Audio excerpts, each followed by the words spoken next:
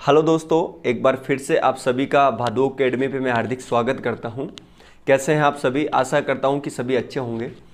देखिए, जैसा कि आपकी एक भारी डिमांड थी कि सर एक नोट्स के ऊपर वीडियो ज़रूर बनाइए आप, कि नोट्स किस तरह से बनाए जाए। देखिए, ये एक कॉमन सा सवाल हो गया है और मैं समझता हूँ कि इससे संबंधित हज़ारों वीडियोज़ आपको यूट्यूब पे मिले होंगे या आपने देखे भी होंगे, लेकिन फिर भी आप डिमांड कर रहे हैं कि सर नोट्स बनाने का एक बेहतरीन तरीका आप हमें बताइए। और किस तरीके से आप भी नोट्स बनाते हैं वो भी मैं आज आपको तरीका बताऊंगा, और किस तरीके से आपको नोट्स बनाने चाहिए वो भी मैं आज आपको तरीका बताऊंगा। और दूसरों को नोट्स जब हम पढ़ते हैं तो उसमें हमें क्या क्या प्रॉब्लम फेस करनी पड़ती है, नोट्स बनाने की ज़रूरत ही क्यों है। पहली चीज़ तो क्या बिना नोट्स के काम नहीं चल सकता है? क्या हम केवल बुक से नहीं पढ़ सकते? क्या नोट्स इतने ही जरूरी है? क्या है ऐसा नोट्सों में कि हमें नोट्स बनाने की जरूरत पड़ती है अलग से टाइम निकाल के? तो इन तमाम तरीके के सवालों का आज मैं जवाब भी दूंगा, और साथ के साथ जो इंपॉर्टेंट हमारी बात है कि नोट्स किस तरह से बनाए किसी भी बुक से। तो इस वीडियो को आप एंड तक देखेंगे और स्टेप बाय स्टेप सारी चीज़ मैं आपको समझाऊंगा। आप थोड़ा सा धैर्य रखें और चीज़ों को एंड तक देखने की कोशिश करें तो ऑटोमेटिकली चीज़ें आपको समझ में आ जाएगी। स्किप कर रहे हैं तो फिर वही चीज़ें छूट जाएगी आपकी, ठीक।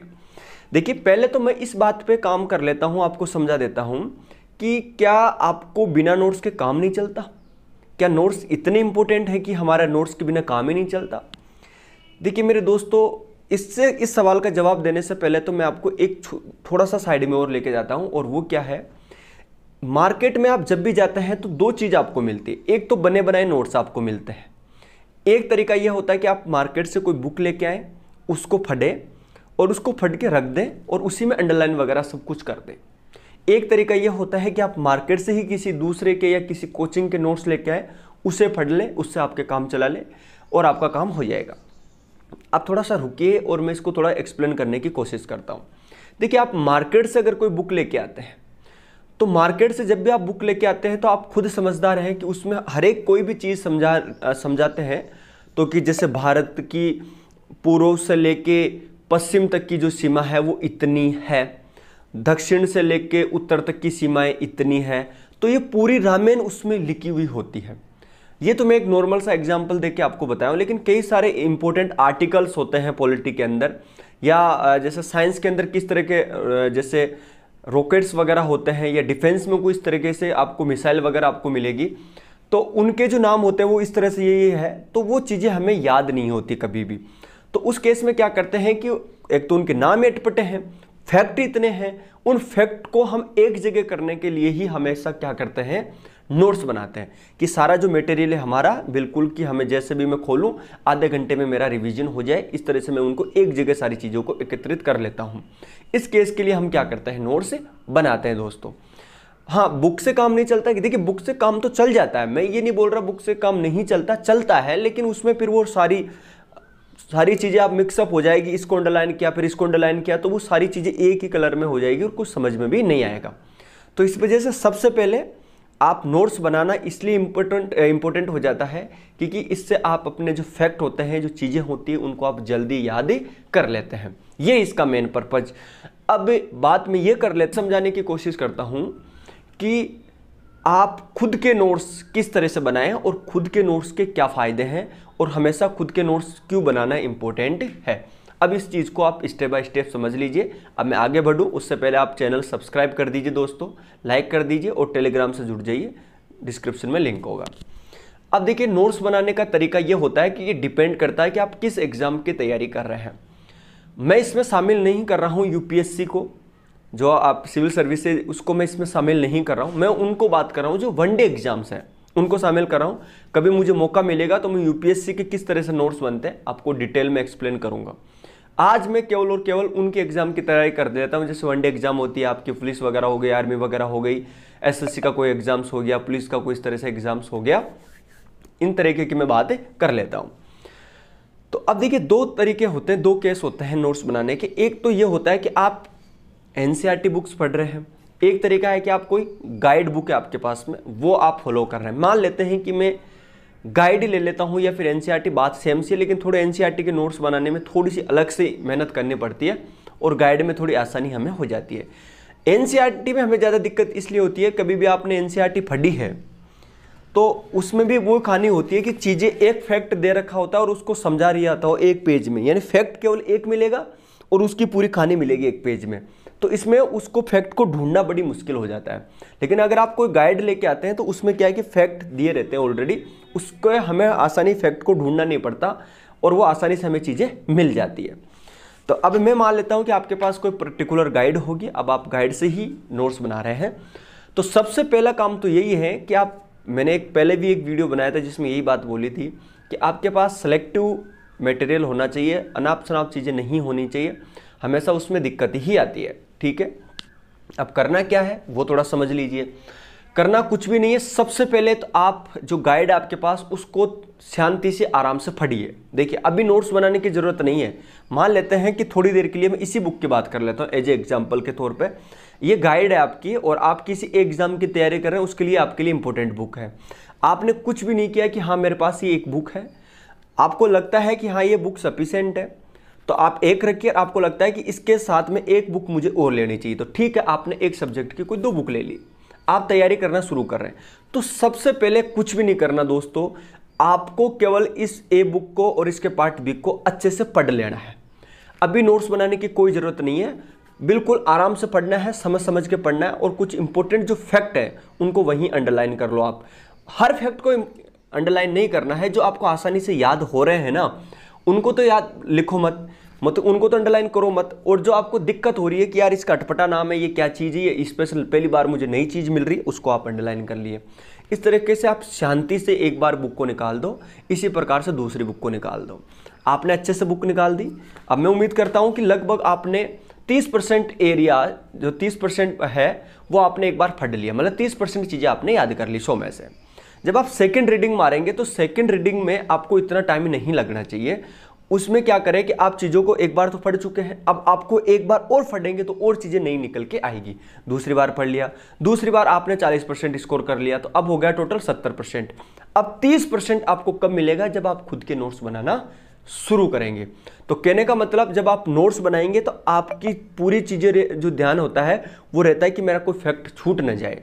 अब आप नोट्स में सारे ही फैक्ट इंक्लूड मत कर दीजिएगा कि सारी चीज़ ये सारा फैक्ट है ये पूरा का पूरा नोट्स में लिख दूं जैसा का जैसा बुक में है, नहीं।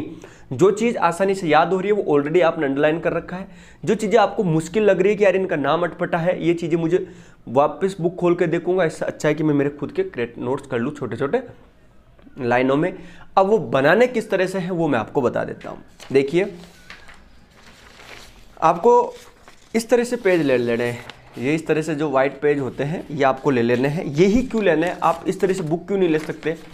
देखिए मैं आपको एक चीज़ बता देता हूँ। मान लेते हैं कि आप पढ़ रहे हैं सौरमंडल, इसको एक तरीका समझा देता हूँ। ये इस तरह से पेज लेने के क्या फ़ायदे हैं, आप पढ़ रहे हैं सौरमंडल, ठीक है। अब इसमें सौरमंडल में कई सारी चीज़ें आपको पढ़ने को मिल गई। मान लीजिए कि कल ना कोई चीज़ हो गया, कोई करंट अफेयर्स का क्वेश्चंस बन गया या कोई करंट अफेयर्स की चीज़ सौरमंडल से रिलेटेड है, तो वो जो करंट अफेयर्स वाला जो सेक्शन है वो इसी पेज में आप लिख के उस सौरमंडल वाले पार्ट के पीछे ऐड कर देंगे, तो वो जो सारी चीज़ें जो है आपकी एक जगह इंक्लूड हो जाएगी। कल ना मान लीजिए आपको कोई और ऐसी तथ्य सीखने को मिलता है या और कोई ऐसा तथ्य है जो कहीं आपने पहली बार नहीं पढ़ा, कहीं अदर आपको मिल गया, तो उसके बारे में इंपॉर्टेंट फैक्ट आप लिख के उसके पीछे अटैच कर देंगे। इसका फायदा ये होता है जबकि आप उस बुक में लिखेंगे ना, उसमें फिर आपको दिक्कत आएगी, जगह नहीं मिलेंगी, आप लिखेंगे कहाँ। तो हमेशा इस पेज में नोट्स बनाना उचित रहता है मेरे हिसाब से, तो ये सबसे बेस्ट है, आप इसी में नोट्स बनाएं तो ज़्यादा बेटर रहेगा। अब मान लीजिए कि आपको नोट्स बनाने कैसे हैं वो मैं आपको बता देता हूँ। मान लेते हैं कि आपको पृथ्वी के बारे में कंप्लीट इंफॉर्मेशन लिखनी है, तो आप करेंगे क्या? देखिए मैं थोड़ा सा लिख के दे देता हूँ, अभी बताता हूँ, रुको 1 मिनट। आप करें क्या, आप इस तरह से, आपको दिख नहीं रहा शायद, मुझे तो लग रहा है आपको दिख नहीं रहा होगा, ये देख लीजिए, दिख रहा है ना। इस तरीके से आप क्या करें, एक बार पृथ्वी के बारे में आपको कंप्लीट इंफॉर्मेशन लिखनी है, कंप्लीट फैक्ट लिखने हैं।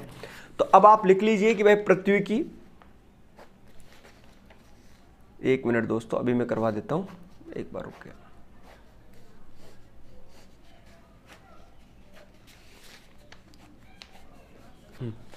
अब देखिए बस 1 मिनट की बात है, अभी मैं सारी चीज समझाता हूं आपको।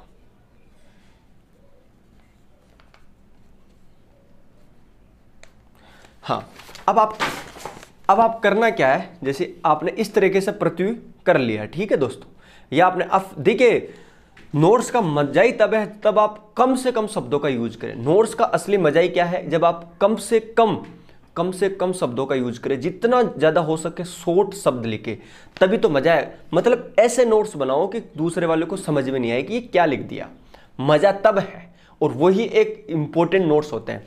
मतलब इस तरह के नोट्स बनाओ कि किसी को दूसरे को पता ही नहीं चले कि इसने लिखा क्या, ये बिल्कुल शॉर्ट लिख दिया इसने, क्योंकि आपने तो बुक में पढ़ लिया उसकी पूरी रामायण, अब आप शॉर्ट नोट्स बनाने जा रहे हैं, तो शॉर्ट नोट्स आप इसी फॉर्मेट में बनाए। अब मान लीजिए पृथ्वी के बारे में जितने भी फैक्ट है, मान लीजिए पहला फैक्ट लिखना है कि वह पृथ्वी कितने समय में गति करती है और कितनी किस हिसाब से गति करती है, सूर्य के किस दिशा में किस दिशा से गति करती है, आपने यहाँ लिख दिया, ठीक है। फिर चंद्रमा और सूर्य की दूरी जो आपको लिखनी है, मान लीजिए आपको याद नहीं, तो आप चंद्रमा और सूर्य लिखे, तो चंद्रमा और सूर्य की इस तरह से आपने ये अलग से क्या बना दिया, इसके नज़दीकी चंद्रमा बना दिया। देख लीजिए एक बार, इसके नज़दीक आगे चंद्रमा बना दिया, या दूरी आपने मेंशन कर दी, ठीक है। इससे क्या होगा कि चंद्रमा और सूर्य की जो दूरी, चंद्रमा और पृथ्वी की जो दूरी है वो आपको क्या पता चल जाएगा, बिल्कुल शॉर्ट में, ठीक है। इसी तरीके से इसका जो द्रव्यमान है, द्रव्यमान अगर आपको मिलता है तो लिख दीजिए। इसके साथ में और भी इंपॉर्टेंट जितने भी फैक्ट आपने पढ़े हैं बुक में, वो सारे आप इसमें ऐड कर दीजिए, ठीक है। यही एक तरीका होता है दोस्तों शॉर्ट नोट्स बनाने का। बाकी तो इस तरह से मत लगाओ कि चंद्रमा इस तरह से पृथ्वी के गति करता है, ठीक है, ये एक वर्ष में इतने समय में इतना चक्कर पूरा करता है, ये इस तरीके से लिखेंगे तो फिर वो तो बुक में मिल जाएगा आपको, ठीक है। तो ये होते हैं सबसे बेहतरीन तरीका नोट्स बनाने का। आप इसी फॉर्मेट में नोट्स बनाइए। और हाँ, ज्योग्राफी के अगर आप नोट्स बना रहे हैं तो उसमें जो ब्लैंक पेज वाले जो नोट मैप होता है वो जरूर आप यूज करें, उसमें आपको और भी ज़्यादा बेनिफिट मिलेगा। तो वो मैं आप जब यूपीएससी की तैयारी करते हैं, तो जब मैं आपको नेक्स्ट मौका मिलेगा तो मैं आपको एक बनाऊंगा कि यूपीएससी के लिए आप किस तरह से नोट्स बना सकते हैं, बेहतरीन तरीका बताऊंगा। अभी आप इसमें यूज करिए और इस तरह से अपने नोट्स बना सकते हैं। जितने हो सके शॉर्ट नोट्स बनाने की कोशिश करें, और ऐसे नोट्स हों कि किसी को समझ में भी नहीं आए। इसी तरह मान लीजिए आप सूर्य के बारे में लिख रहे हैं, तो सूर्य के बारे में जितने भी फैक्ट हैं इसी तरह से गोला बना के आप अलग अलग पार्ट में अलग अलग शाखाएं निकाल दीजिए और नोट्स बनाना शुरू हो जाएगा, ठीक है। चलिए, उम्मीद करता हूं कि आपको इस वीडियो में थोड़ी इन्फॉर्मेशन अच्छी लगी होगी। और मेरे टेलीग्राम पे मैं एक छोटा सा आर्टिकल्स डाल दूंगा, इस तरह का सा एक बनाया हुआ, आप देख लेना कि किस तरह से बनते हैं और भी, ठीक है। ओके, धन्यवाद।